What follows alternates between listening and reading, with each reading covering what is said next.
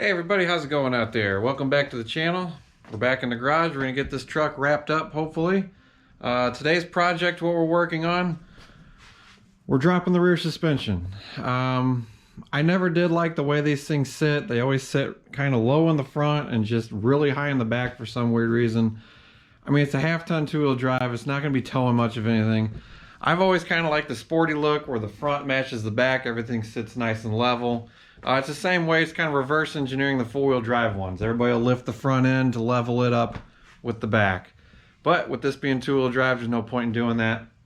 The kit that we're going with is right here. We went with the Max Trac suspension. It's the rear axle flip kit. So what this will do is it'll take the rear axle back here.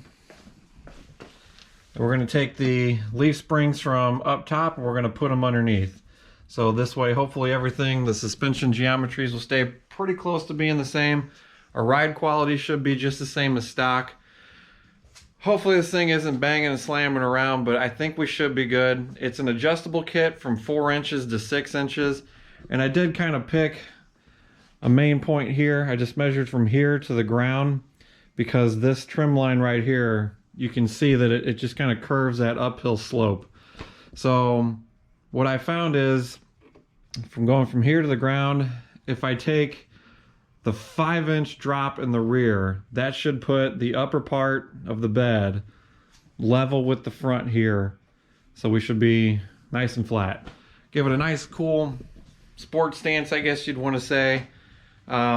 Just kind of take the stock look out of it and settle it down. Like I said, I've never been a fan of how these things sit. They always sit like, you know, you're pointing at the ground or something. So this seems to be the pretty much the easiest kit. I know you can get different shackle setups and all that, but we're gonna go with this. Kit's pretty cool. It's actually fairly cheap. I didn't order it with the shocks. We'll put the kit on and then we'll measure the travel for the shocks. I would like to get the same. I went with Monroe on the front, so I'm hoping I can find some Monroes for the back. If it becomes an issue where it's bottoming the shock out or something, I'm pretty sure we can cross-reference apart and get a shock with like a shorter stroke to it. But I would like to keep them all the same. That way the comfort's going to be the same front to rear. So what we got, pretty cool kit. Came with new shackles, and then it says in the instructions, which are right here, that if you want the 4-inch drop, you go to the back hole. 5-inch will be this hole, and then if you use the factory shackle, it'll give you a full 6-inch. Then we got all new U-bolts, pretty cool. All the hardware with them, the relocators, new spring plates, new bump stop plates, and then the top parts that'll go onto here to kind of lock all this in. Fancy like that. U-bolt goes across the top, bolts it in. Pretty straightforward kit. So we're gonna go ahead and dive into this thing and see if we can change the stance on this thing, make it look pretty cool. What do you say? Let's get started. So the main thing we got going on, the biggest problem we're gonna have, that I actually got really lucky, is all the bolts. I mean, you know how it is when you're working on old projects.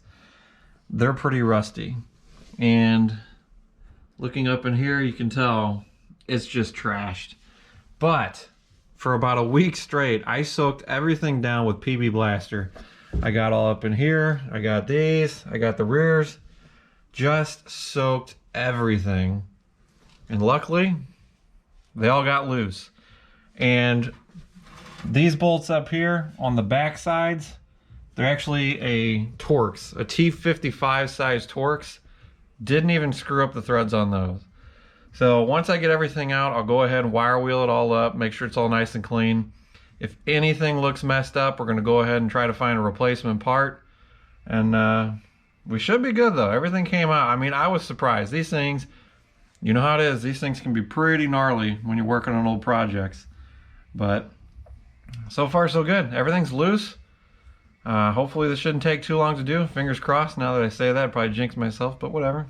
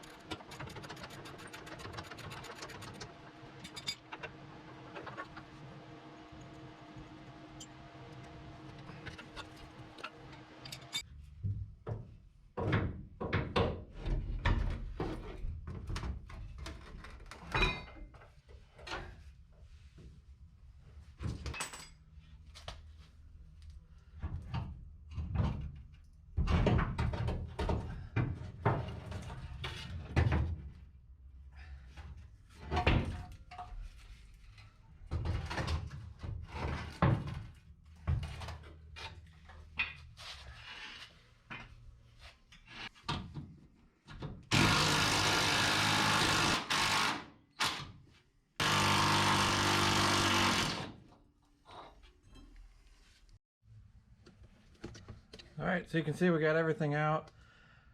I don't know how I got all these bolts out without start snapping heads off everything. All I can say is thank God there's a PV blaster and about a week's worth of spray and everything. Speaking of spraying, we added some nice little on there, made it look all nice and pretty. It'll probably fall off eventually, probably on the first wash, but oh well, looks good now. Everything's out, bump stops are out. Like I said, everything came out pretty smooth. Looking at the kit over here, we got the new bump stops on. These actually go in like that, upside down. So you want the bump stop facing the rear. They do have a little bit of adjustment to them, so we'll just go ahead and put these in, not tighten them up so we can make sure that the axle lines up with this. Bolts on that came out good, surprisingly. Everything else looks all right. You can see the old factory shackles are just shot. I mean, this is disgusting. Old bump stops, they're gone. So everything's going pretty smooth. I figured this is probably going to be the harder part. What I'm probably going to do is put one side of the leaf spring back in, kind of loosely bolt everything in the back, and then swing the spring up underneath the axle using the jack and everything to kind of bring it all up into place. Hopefully it goes together as smooth as it came out, so we'll just have to see how it goes. Let's get back in there.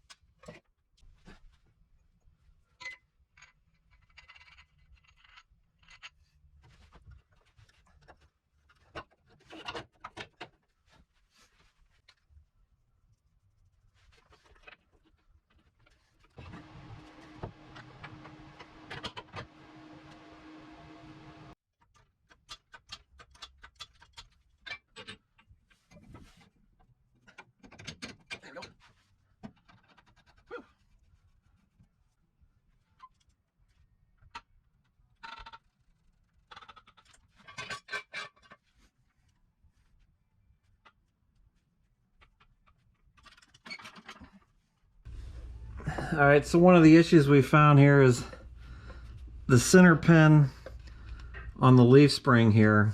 I don't know how much you can see of that. It's down right under here. The stud on it is too long, and it's hitting the bottom of the axle with the bracket on. And it's not allowing this bracket here, oops, to fully seat against the bottom of the axle. So what we're going to do is we're going to cut that bad boy down a little bit, and that should close the gap, and we'll be good to go.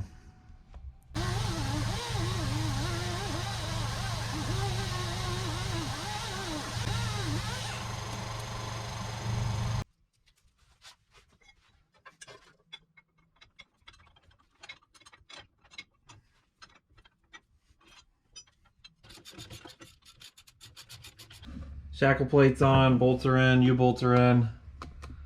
Bracket sits nice and flush now on top of the spring perch and the axle. I got the front bolts up there are loose, the back ones back here are loose as well.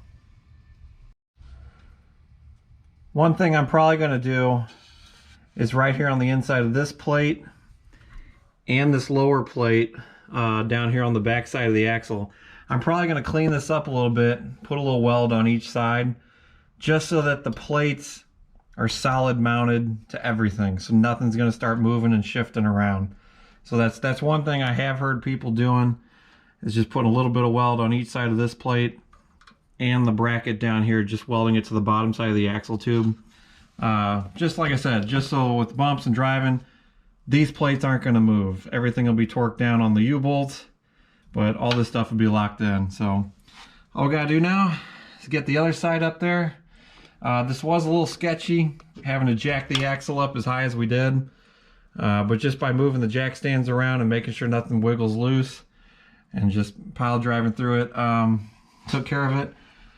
The big thing was moving the jack forward a little bit on the pumpkin, because what will happen is it wants to drop the front and just rotate the whole thing around. So by moving the jack forward a little bit, kept enough pressure on the front half to keep the pumpkin level while I was jacking it up. Alright, so we're going to do the same thing on this side. We're going to cut this stud down a little bit.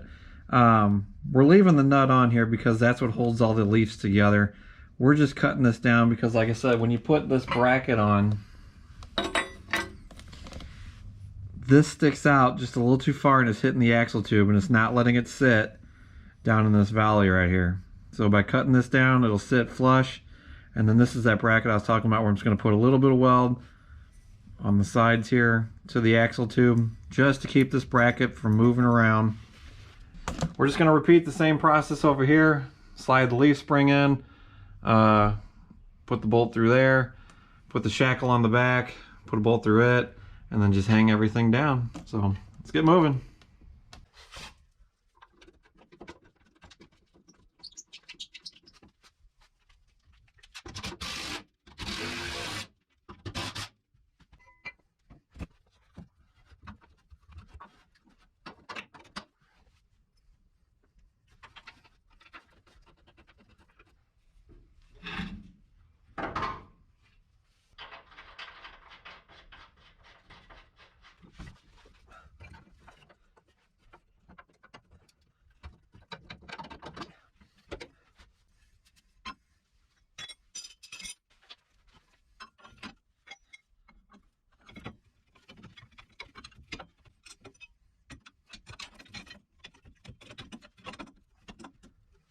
All right, so we got both sides bolted up. I still got to do this side. What I'm going to do is, because the axle is now on top of the springs, we've already got pressure on them. So we can go ahead and torque the U-bolts down. The kit recommends 100 foot-pounds, so that's what we're going to do. And everything is straight and centered as far as I can tell. I'm not going to dive around here and measure everything. What I'm going to do is, once the truck is complete back on all fours, I will be taking this thing out to a really good alignment shop in town here that I deal with. We'll let him go through everything and make sure everything is set and where it needs to be. And then once that's complete, then I'll come back in and I'll weld these perches. I'm not going to go crazy on them. I'm just going to put enough on there to really hold them. So this way, once the alignment's done, he actually checks the rear end to make sure it's centered and the pinion angle's good so it's not dog tracking down the highway. And I'd really hate to put some kind of welds on these and then find out that something was crooked and then have to cut it all back off. So we'll wait until the alignment's done, then we'll come in, we'll weld everything on.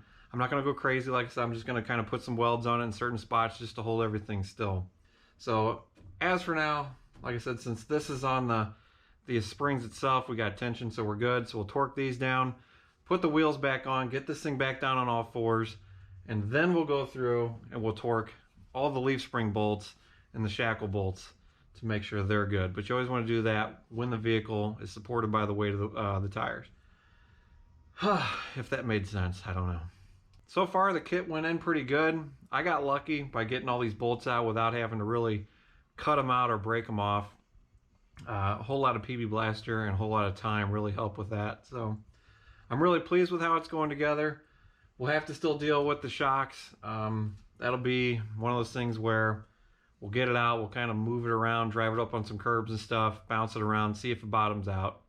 Hopefully they don't. Then I can just get stock shocks and put them in. So I don't know. We'll see. So I can't wait to get this thing back on the ground, take the measurements, see how it turned out. Like I said, it is adjustable, so we got 4 or 5, and I'm not going to put the old shackles in to get the 6. It's just not going to need it, and I'm not a fan of squatted trucks.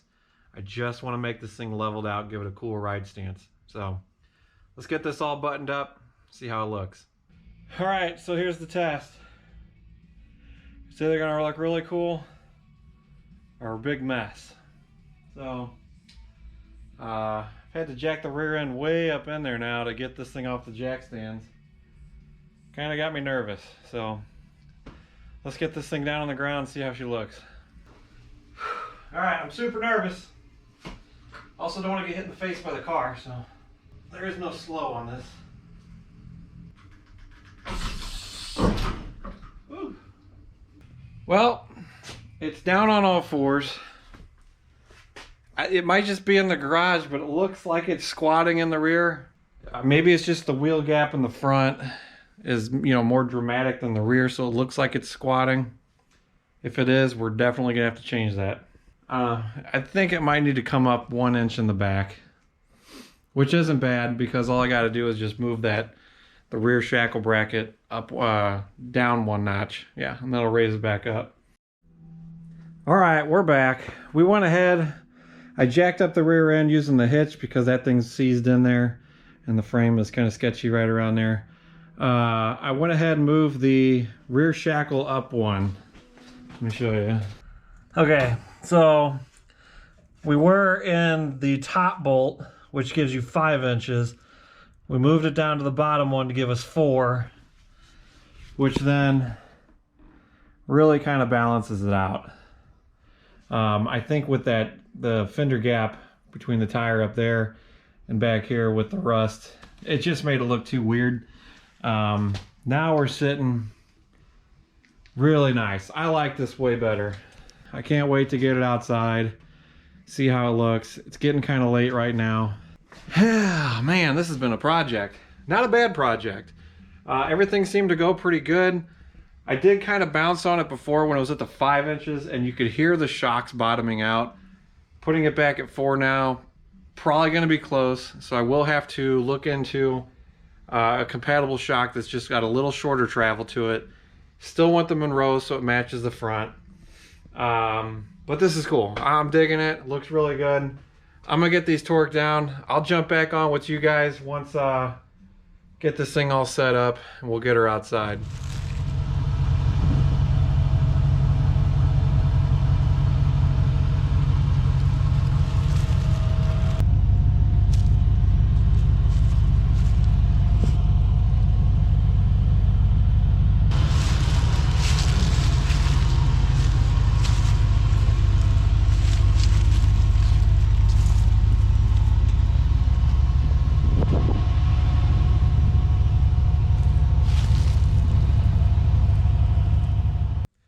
All right, well, the kit's in, truck's back in the garage.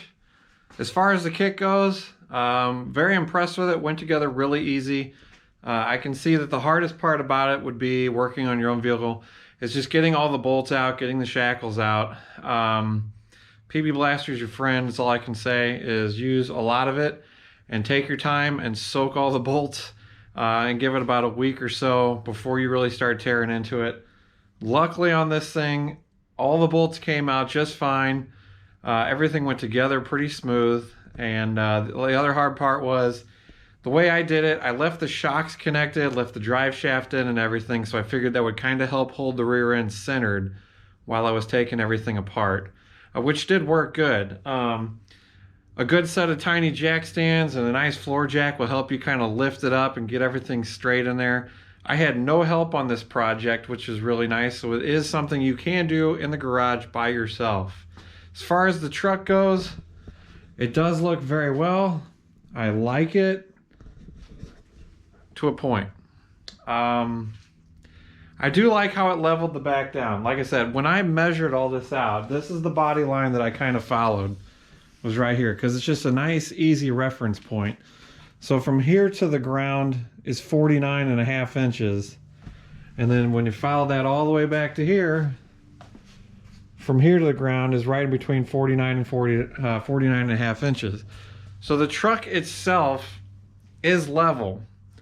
The problem I have with it, the noses on these things are huge. So when you kind of look at it from a distance, the wheel gap, it's like an optical illusion. I don't know. It just looks like the back now is just like you loaded it down really heavy and the back is just sitting. So you know what that means. We're gonna have to dress the front. Like I said, I am happy with it. I do like it. It did level the truck out very nicely. But to me, it's still missing something. So got it back in here.